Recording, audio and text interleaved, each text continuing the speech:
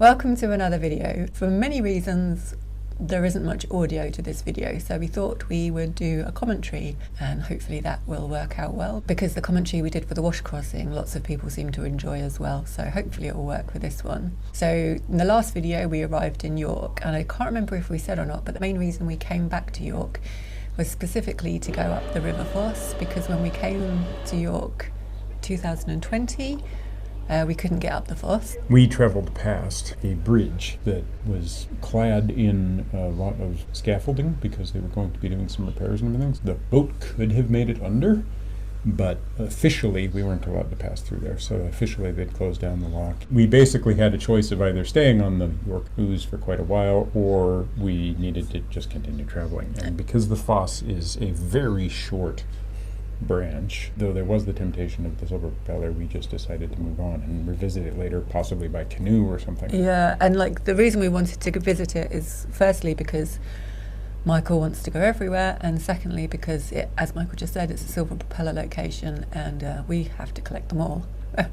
Yeah, Hence. I mean, it's a navigable river, not for very far, as you'll come to see it. You know, it's a historically very navigable river, which has turned into a more or less just sort of permanent mooring area and a little bit of a river that runs up through along kind of the old walls of York. Yeah, well, I should have looked it up, but I think there was about 12 miles that was once navigable and a number of other locks up there. Yeah, and at the moment, you know, really there is a pipe bridge that travels like a foot above the water, partway up. Oh, is that the actual... That's the physical limit of navigation. You just can't go past it. Mm-hmm. So, you know, I mean, unless you can actually like portage around it or something, kind of, you're stuck there. We really loved York. Michael especially really liked being in York, so it wasn't exactly a chore to come back, although it was a little bit out of our way. But well, it's an absolutely gorgeous city, and it unfortunately, the first time we visited, it was really at the end of lockdown. Well, it was in the middle of one of like the lockdowns. Yeah, so we really didn't get to see between lockdowns a lot of York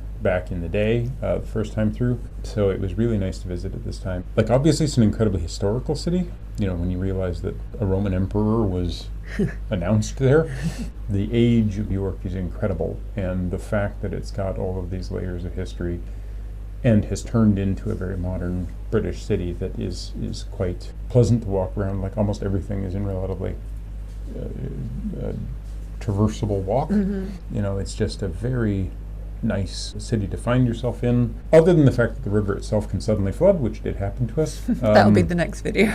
That'll be the next video. The getting to York is not easy. You do have to come up the Ouse from either CRT Waterways or from the River Trent and the Goole area. Yeah, and you can carry on from York further north all the way to Ripon. And we did that in 2020, but we decided against going back there this time because we had other things that we needed to do. One thing about mooring in York is that there's quite a lot of these trip boats. Although they didn't bother me too much this time, like they didn't kick up too much of a wake, they're just a little bit noisy. I think you'd find in summertime that there'd be more disruption. Yeah, because and more rowers as well.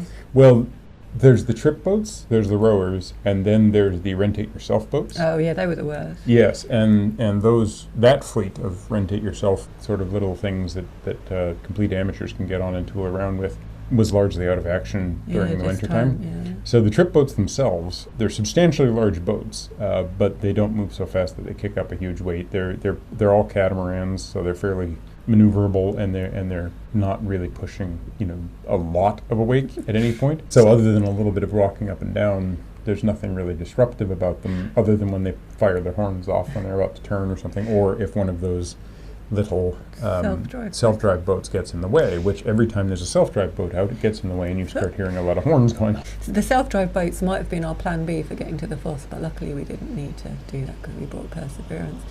But the only other interruption from the trip boats is I tend to have the blinds open on the water side rather than the towpath side. So when the trip boats go past, all the tourists like peer into the Stare boat. inside your boat, yeah. So yeah, this is us heading from the mooring down to the turn with the River Foss. And one of the reasons that we didn't film very much at all ourselves, other than the time lapse, is because we had the film crew on board from Narrow Escapes filming our trip, so that kind of really threw me off. Yeah, it was really nice to have them, but it did mean that we were a little distracted from our for our normal usage of the cameras and everything, it was like we've got an extra 2 people, one of whom is often just hanging off the side of the boat with a camera. And the other one is often standing in the bow in front of the GoPro. Not realizing that he's standing directly in front of the GoPro. So they'll pop up a few times. Yeah. It was really fun to be filmed for a TV series and everything, and it'll be interesting to see what they make of this wacky little journey of ours once they actually cut it together and really make me look like an idiot. Well, they said, they went to pains to say they're not here to make anyone look stupid, but when you don't have the power to do the editing like we usually do, it's a bit disconcerting. Yeah. Because I trust you to really only make a slight fool minor of you. jackass out of me. So, So yeah, so this is literally just in York still. What would you think? It's a mile from the mooring, if that? Less than a mile. From the mooring down, it's about 2/3, 3/4 of a mile to the junction, and it's a fairly tight turn to face like the junction itself. There is this, you can see the ramp on the side there where you could put in a you can small see all boat. the water coming from the Foss is a different. Yeah, it's totally different. It's much muddier. So is this Blue Bridge the one that was? Yeah, I believe it's a lift bridge, and it was, I think it's called Princess Bridge or something like that. I can't quite remember. When we first came down here, you can imagine that thing just clad in a whole bunch of scaffolding that still left us plenty of room, but it was being serviced and refurbished, and you can see it is a lift bridge. And so it was just not allowed to travel through here, even though there was room to go through. Probably like safety reasons. Yeah, it was health and safety sort of thing. So this ahead of us is the flood barrier? Yeah. So that was the other issue, was at the time that we were there, they had simply closed up the flood barrier because the bridge was out of action. So this is to stop water from the Ouse travelling up the Foss? Yes, flowing backwards into the Foss. It's one of the many kind of flood barriers that are used to protect York itself from the Ouse, because the Ouse is really variable. So there's a lot of houses now near the water that have their own floodgate doors and barriers you can put in, like you find in Venice and everything. So that thing to the left there is the outflow, which if you're here on a really busy day, you can see a lot of water coming through that when the barrier is down. And then, not too much further on, we get to the lock, and we'd had to contact the IWA via their website to request permission to come through Castle Mills Lock, and they turned up with some volunteers from the River Foss Society, and so we had an appointment to meet them there. I think it was 11 a.m. Felt bad that it was really bad weather, but they were great. They got us, the lock was open when we got there. Oh, and there's the camera guy. It is interesting that this is like the one lock on the whole system that's run by the IWA. Yeah, because it's the only one we've ever had to request them to open. Yeah, and it's because you can sort of see it there to the side there. There's these chain link gears that are used to open the gates. So the gates are actually... So you wind it with a windlass and... You wind it with a windlass, but what you're doing is tightening up a very old chain. And the chain has to kind of make it over these gears and everything. And it was a little bit temperamental, a little bit complicated. More than a little bit temperamental. And From what I've seen, one of them was like slipping every second link. Yeah, and quite heavy and stuff. So it's good that we had some help. And they're happy to come out for anyone. You just need to book in with them, basically. Yeah, just have to kind of give them warning and everything. Interestingly, it is one of those things where it doesn't get used all that often, just because there's not really very far for anybody to go. No, so only crazy people go there. Yeah, and you'll have seen that the usual moorings are below the lock anyway. Like we passed them there in the barrage area just ahead of the floodgate. Most people come in the floodgate, and then there's permanent moorings and guest moorings if you want to stay there in the bit below the lock. So going above the lock is not really all that necessary unless you want to. Yeah, there's either the Silver Propeller or go to Roundtree Wharf or something. Yeah, there's nowhere for visitors to moor above. No. And it's a flowing river above, so there's always a little bit of... The guy from the AWA had this map for us, and there was quite a bit of discussion before we went as to how far they thought we could get. I don't think our boat's been further than the wharf, which is the Silver Propeller location, for quite a while. Yeah, and there's It's kind of funny, the IWA website lists as the end of navigation Monk's Bridge, and there's 2 Monk's Bridges. So it's like, well, which one of them is the one that is the limit of navigation? I mean, and it was all irrelevant anyway, because Michael was just going to go as far as he could go, no matter what the map said. So. Yeah. Nobody tells me what to do or what not to do. Might do sometimes. Well, you do quite often, actually. But, you know, I don't necessarily listen, except for when I want to run in the end. Which is all the time. So far. The maps came in quite useful, actually, for us because Michael had walked the route before, trying to work out where he could go and where he could turn around. And I knew, like, I'd walked the whole thing, well, not the whole thing. I'd walked up to the second Monk's Bridge. So I found myself in a place called the York Ferry Walk. Foss Ferry Walk. Foss Ferry Walk, yes. And that little area there was sort of what I thought of as the obvious end of navigation. Then I found out afterwards that there was a pipe bridge further along, so I didn't actually proceed all the way up there on foot. The other question was whether we'd fit under a couple of the bridges, which were quite low. Well, yeah, and the Foss is also subject to height changes. So, like when I walked up the day before, the camera crew showed up, and the day before we left, the Foss had some obvious flow on it, and the heights had changed recently. I'd kind of wanted to prepare, and I figured we could definitely make it as far as the first Monk's Bridge, the concrete, well, the first one's actually a pedestrian bridge, but then there's this large concrete bridge. But I couldn't tell for sure from that vantage point whether or not we'd be able to make it under the concrete bridge. So I was kind of, you know, as we set off, I was sort of prepared to go to Roundtree Wharf, turn back, have gotten the Silver Propeller, and then continue on and try and make it up to that bridge, and then reverse if necessary from the concrete bridge. The maps were helpful because I'd found like 3 different maps, PDFs and everything. When the IWA shows up with a paper map that kind of is actually colored in better than the other ones, it was like, oh, okay, no, now I can converge on what's my actual place to go. And it's quite, I don't know, it's quite different coming up a river. I mean, A, it's a river, and B, you just know that not many people come up at all. So could you find a tree down? Could you find it silted up? Oh yeah, I mean, I like, especially this old wharf on the side that we pass fairly quickly is, you know, it's a place where you could moor up and let people on and off. It's also a place where it seemed highly likely that there might be shopping trolleys and that sort of thing down there. So, you know, you really don't know what you're going to come in contact with when you're going on to a backwater like this that's so rarely used.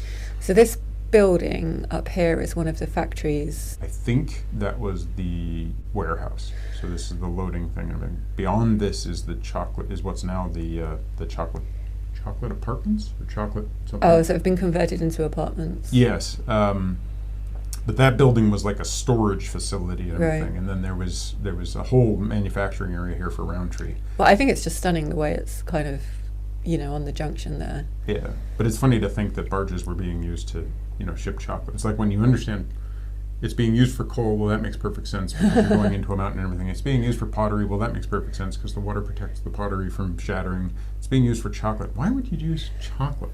But yeah, there was a very, very busy business of raw goods coming into, you know, like raw cocoa and everything coming in off of seaborne ports and making their way up to here and then being turned into fruit pastils and being taken back out again. Well, probably not the chocolate being turned into fruit pastils, but the sugar. Yeah. And there's still lots of nice chocolate shops in York. Yeah, there's actually some really good hot chocolate locations. So these are the chocolate factory apartments that have been rebuilt up around here, chocolate wharf apartments. And then, yeah, this is as far as we got. And we did actually record something here on the back of the boat saying, this is our 40-second Silver Propeller location, woohoo! But we recorded it in time lapse. There's no sound. No, excellent. Yeah. So. But yeah, this is our 40-second Silver Propeller location. Yeah. But this certainly isn't the end of the Foss. This is just the end of Roundtree Basin. So is this the Wormwold's Cut? Yeah, yeah. Wormwold's Cut is what became, it was used by Roundtree as the factory basin and everything. And that is the current Silver Propeller location. So. Yeah. So then, because there's nowhere to turn, we had to do a very short reverse back out of here.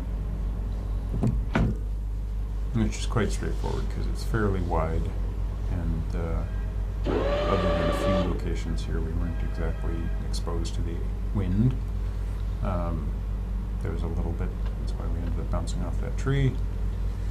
And once I got it kind of angled up, once it became clear of the factory itself, I started getting blown like mad. So. Oh, is that what it was? It wasn't silt, it was the wind? It was both, but the wind was the kind of determining factor because it was really whipping around the building and kept kind of, pulling us sideways a little bit. Yeah. It wasn't too bad. This is what I kind of think of as a fairly easy reverse situation until we got into this point here where we're kind of, you can see it on the water there, like there's wind blowing kind of on the side, but then there's a dead space. So it's like kind of unpredictable. Yeah, well, we were kind of in, part of the boat is in sort of the shadow of the building, and then wind's coming down both sides and trying to change your direction. So then the next bit is us kind of, because a few boats a year will come and do the Silver Propeller location, but not many will carry on. So this is like the really unknown bit. Yes. So there's these lovely walkways along the side here. Now the bottom one isn't accessible to the public, but the top one is, and there's quite a few places where you can kind of see over this portion of the road and everything. It's quite a nice walk along here. And it's quite industrial. I mean, industrial in terms of outlet shops and that kind of thing. Well, it was heavily industrial. Right in front of us right now is a Morrison's. There's a very large shopping. It's like a B&M and there's a big shopping thing with a B&M and everything to the right. There's a Halfords up ahead. And this is part of the Walls route along here, right? So immediately to our right was the historical wall. Yeah. And it just sort of no longer exists. In fact, I think the water was the historical wall. Anyway, behind us is the Red Tower, which is the end of the existing wall walk. And then ahead of us, past that Brew Bridge through a pedestrian section, is the next start of the historical wall. Oh, there's a boat. I don't remember. That's the service boat. So it's like a little pontoon boat. And they will use this to sort of dredge out and clear up anything that ends up in there. Oh, that's really good. Yeah. That's better than most navigable canals. Yeah, and I think they do sort of trips in the summer as well. Well, there's the Foss Society, so I guess they're working to kind of keep it active. Keep it, yeah. So up ahead here through this jacket is the concrete bridge that I thought was our sort of first height restriction. It's very low. Well before this point, I knew we could make it through. Okay. Basically, as soon as we came around the corner, it was like, yep, nope, we'll make it through there. So no worries. But you can see how low it is. Goodness. It is quite low, and it is different height across the profiles. So you got to be a little bit careful with the way you come in. Plus, you have to do kind of this fairly. Not exactly tight, but there is a bend into a tunnel that you can't see ahead of time. And there's no position from which I could see the second tunnel. Until you're out, because you're until I'm on the water, I couldn't see this. Like there was nowhere I could get to where I could judge the difference in the height profile to the original tunnel, the first tunnel. So that we could have had to just reverse back under that first bridge. Yeah. And came through the first one going, well, if I make it to the second one, then we learn whether or not we have to reverse. And then as I came around here, so this is about the moment that I can see through. It was like, nope, yep, I'm clear, cool. Because when you're going through and you're bent down in the stern because the boat barely fits through, you can't see anything. No, not until sometimes, like in this case, it's the nose is almost coming to the tunnel before the stern comes around to the point where I can see. You can pop back up, through its length. Yeah. So it's quite not exactly an adventure, but it's the sort of thing where it's not the relaxing canaling that people imagine. No, you've really got to be kind of prepared to go whoop, full reverse, to stop and try and figure out an alternate plan. And from this point onwards, there was really no idea what we'd run into here. By the way, on the right-hand side at this point is an excellent little Indian grocery. You have some nice dal and naan bread and everything. Not sort of a Middle Eastern Indian grocery. You can see as we pass along here that there's more lift bridges, and then that was the other Monk's Bridge, and the ferry walk's on our right now. So we decided to just stop here for a second to drop off me and George and the camera crew, and we just wanted to, I wanted to walk. George... I think everybody just wanted to abandon me. Well, no, it's just George is a bit funny with manoeuvring, and I knew we were going to be doing some reversing, and I thought, well, let's just get him off so he didn't have to be on for the reversing. And I think the camera crew wanted to get some different shots. Yeah, and basically everybody wanted to leave me alone on the boat to deal with it myself. Well, it was your adventure, so Well, we were just along for the ride. Yeah, fair enough. But no, you weren't along for the ride because you abandoned me to do it for myself. But you can see how the water's flowing along here. We've got a current moving against us the whole time.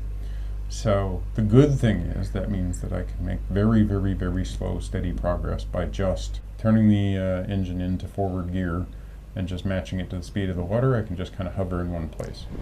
But it doesn't bode well for the coming back the other way. No, it doesn't bode well for coming back the other way. And as you can see here, there are some relatively tight little bends where it's fairly easy to end up in a tree.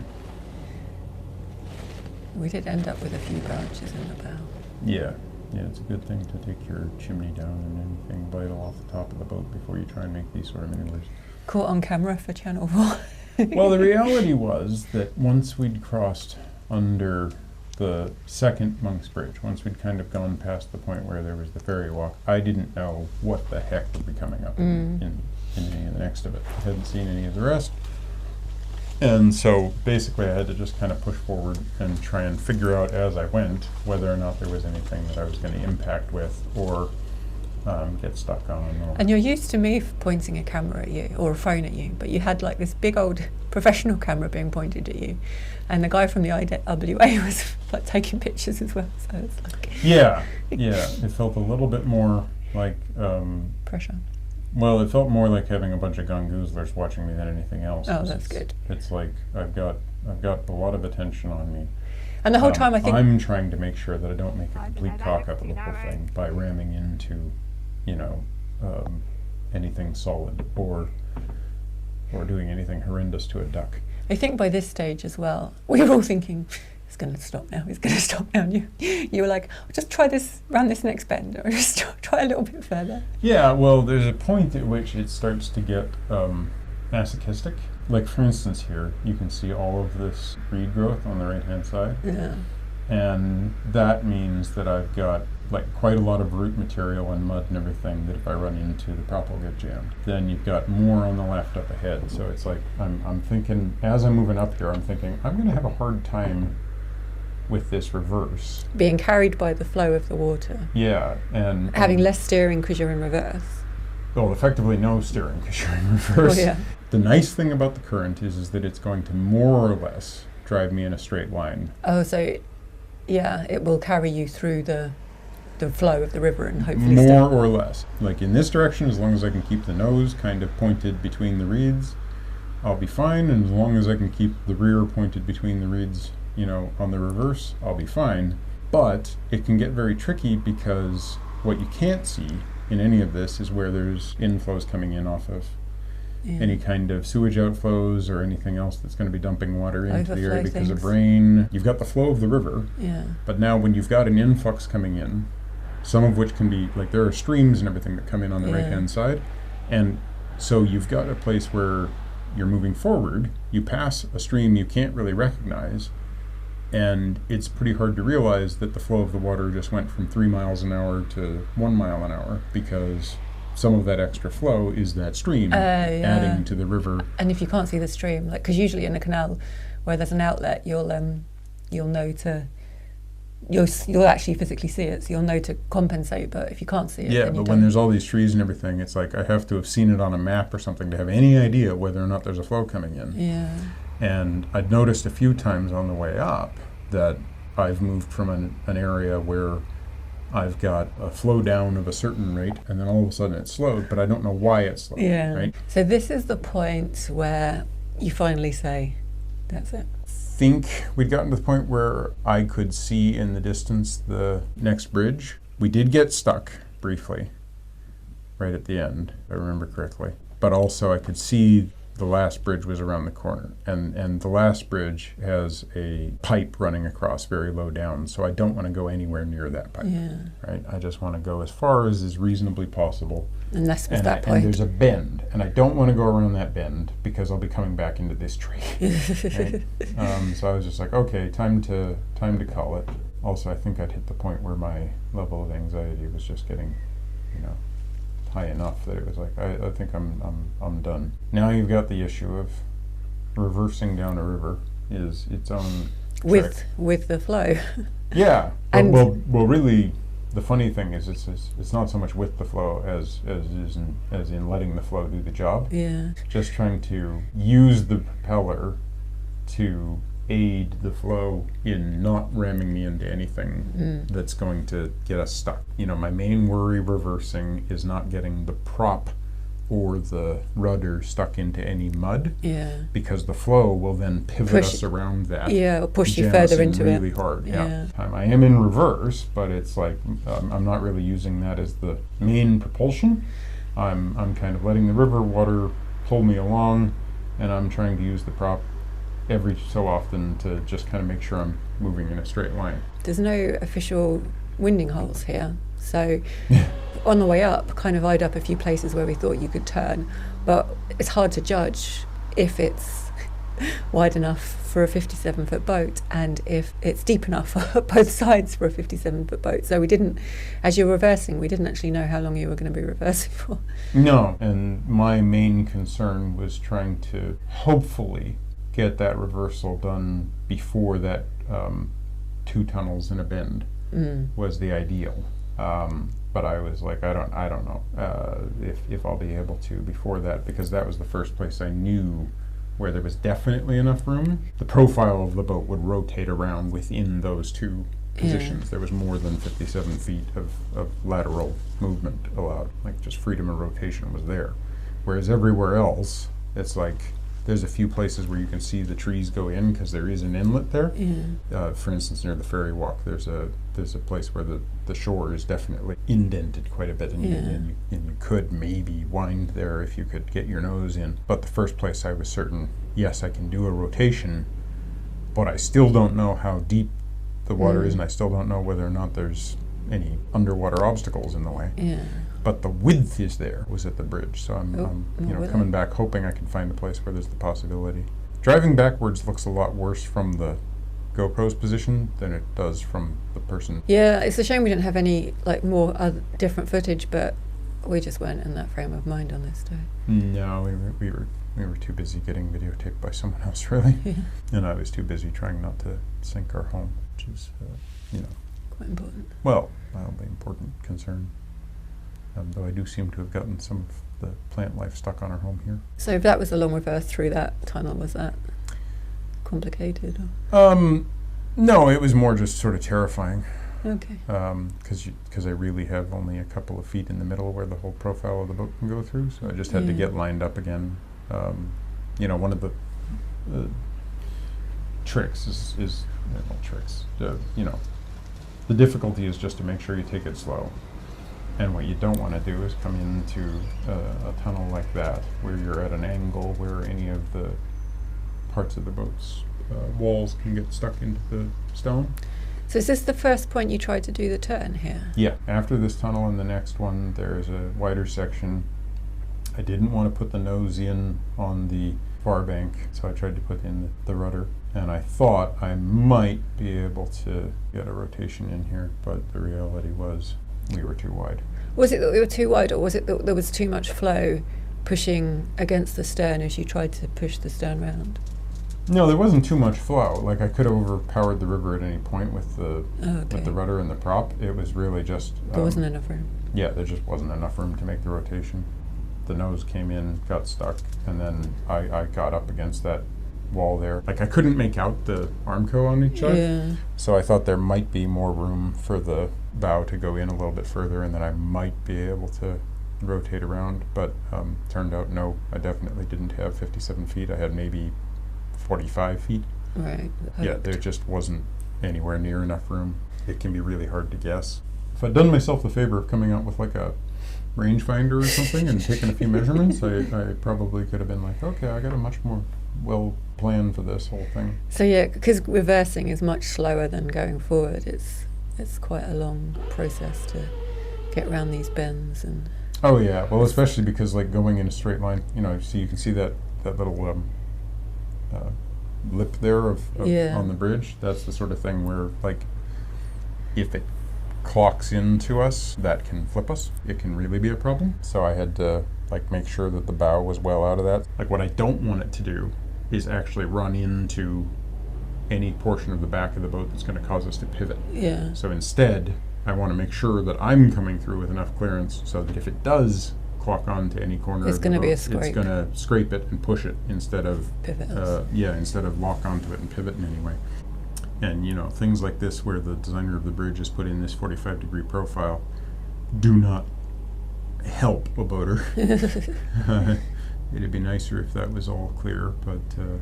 And is this the double? This is the double. This is the first of the double point, I believe. Yeah. So So there's a tight reverse round a bend. So did you try and turn here as well? yeah, I think this might be a place where I tried to turn. I can't remember. The crew was still off the boat. It's quite funny seeing them on the bridge. Yeah. This was a place where there was a possibility of the turn, but the problem is that the water speeds up through here, so I can't remember if I actually I think you tried it did or try it, yeah. not. Because you go. There's a lot of room here. Mm. There's like a much wider section, but there is this detritus to the side. Yeah, there's the second tunnel to worry about as well. So I was Which you hoping must to be spin in by around. now. No, it's not. It's not that small. Oh, it But looks- see, that's where I run into the mud. Yeah. I find out real quick that like, nope, I'm not going to be able to make that with the mud down there. That's quite funny seeing the crew running across the road to get Yeah. the next shot. Yeah, this was one of the few moments where I was like, I'm going to have some problems here. Me and George were still off the boat, and so couldn't really, and we didn't have the walkie-talkies, or did we? Maybe we did. I can't remember, but we weren't communicating, so I was just like, not having really a clue what was going on with you. Well, the main thing was that I was trying to not get myself beheaded by that piece of concrete. We're beautifully through the second tunnel there. Yeah, luckily, like I say, the thing with reversing is that if you can get yourself, and you don't fight the current, and you can Yeah. get yourself just going in a straight line, then it tends to kind of keep you going in that straight line. You know, when you're applying extra prop, then you start to rotate because of the prop walk. It's of me the prop. looking anxious there. So this is the third attempt to turn. Yeah. And I believe this is the successful one. There's me like I was giving you, when I hold my fingers up, it's supposed to be to tell Michael how many feet are between the bow and the. Yeah, it's not usually like a swear word or anything. No. But here, you know, this was like the nose has to go in and touch, and then the back is swinging past with a foot or so of Yeah, so it's room still on very it. So it's tight. like it's a quite tight But rotation. relief to be round facing the right way again after that massive reverse. How many miles was that, do you think? Only about 1.5 miles, I think. Uh-huh. Yeah, it was fun having that bus watching me. We'll be thinking, what's that crazy man doing? Yeah, I can only imagine what people were thinking about the weird guy on the boat going backwards the whole time. That must have looked pretty strange. So then, yeah, just back round to the wharf. Oh, past these apartments.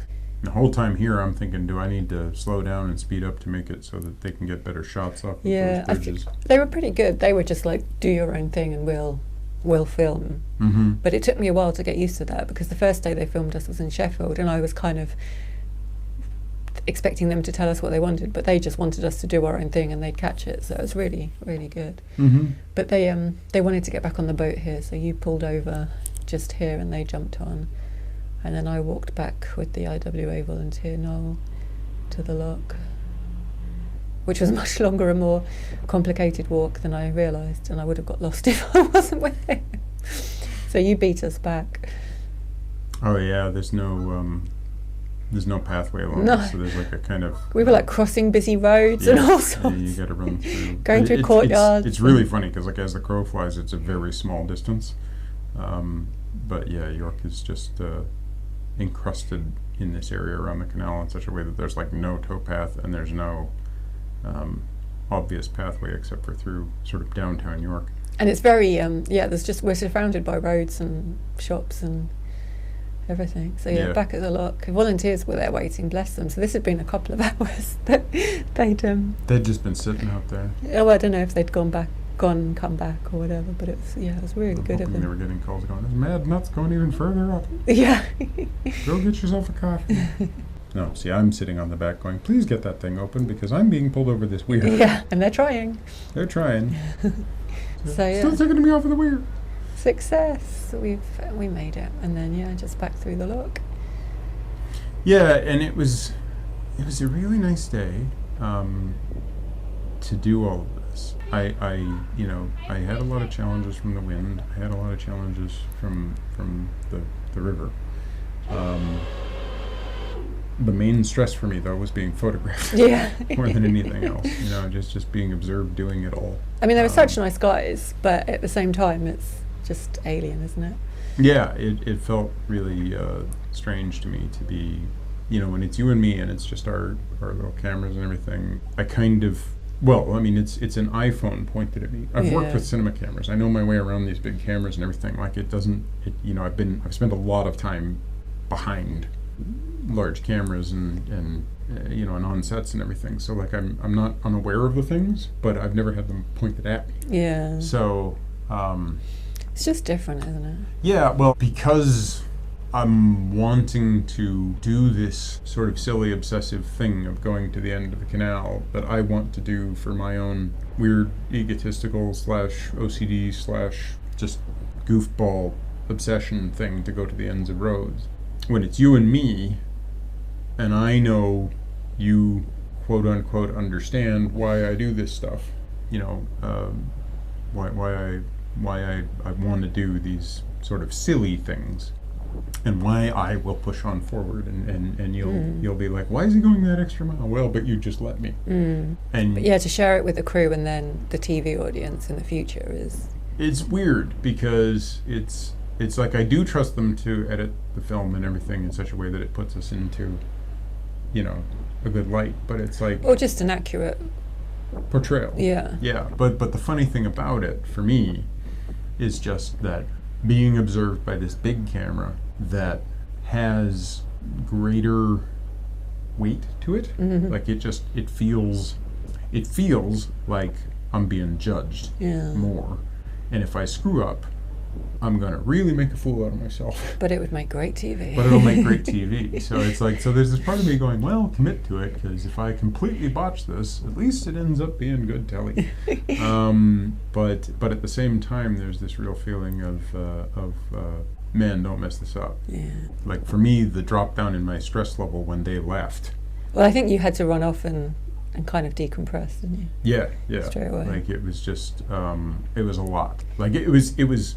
I'm glad I did it. I'm glad I got to the end and that that everybody kind of let me do my nutty thing, and the fact that it's documented is great. So yeah, and the crew was wonderful. They were really nice. And it would have been stressful on its own without the crew, but the crew added another layer of stress to it. Yeah, because there is a lot of responsibility that goes into taking your home into a place where there's not danger exactly, but there are risk. Yeah, there's possibilities of getting stuck and getting rotated around the wrong way and getting really jammed in between those bridges, and there's places in which it's like, this could be bad. It's not going to sink us, really, but it could put us into positions where there could be damage on the inside of the boat or to the boat, Yeah, or that we just can't get on and off to sleep at night. Right. And the stress of the day did not end there, because we moored up back, on the park moorings in York. Michael went off to try and relax. We went to bed, and then the river decided to flood. Yeah. So that'll be in the next video, but it was actually the same day as this. So it was a long, stressful day. Yeah. It was funny because I came off of this thing going, man, I really need some sleep, and I didn't get it. But that's the next video. So I hope this commentary worked out and you enjoyed the video. It's sad we didn't get more footage and more audio for it's ourselves. Just the way the day went. Yeah, it's just the way that it worked out. We'll have to wait a while to watch it on the telly, because I think it's for series 3 and they haven't put out series 2 yet, so it'll be a while. Yeah, but I do hope to find out what I look like doing idiotic things in really high resolution. So looking forward to that. Is that it? Yeah. Okay.